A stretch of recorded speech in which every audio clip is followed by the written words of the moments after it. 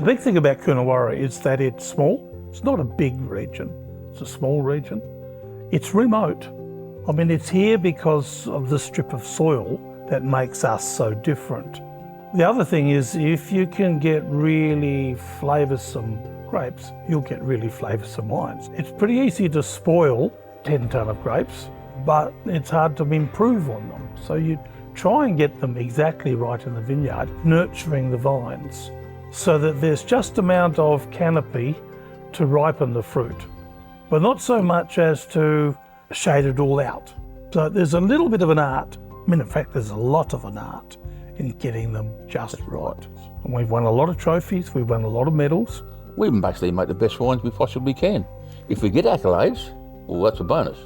All we can do is make the best that we can. We try and get the flavour that's out there in the vineyard and put that in the bottle. And really that's about it. We don't try and manipulate things. We don't want to make French style wines, German style wines, or even in Australia, Barossa style wines or Hunter Valley style wines. We're making Coonawarra style wines.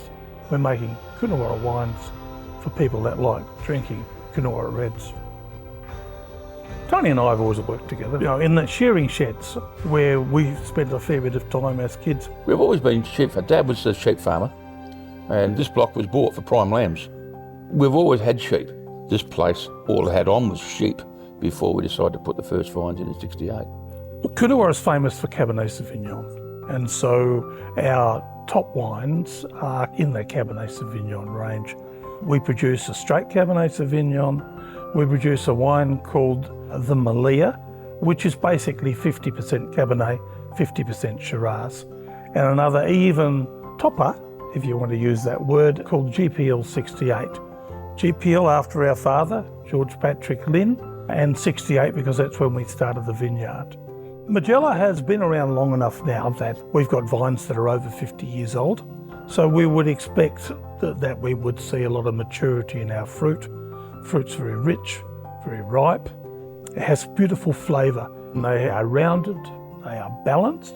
The balance between fruit, the balance between acidity, and the whole flavour that joins them together. They are palatable. They have that drinkability. And that's over the whole range, from white to pink to red. And more importantly, enjoyable. Yeah, you can go back for another glass.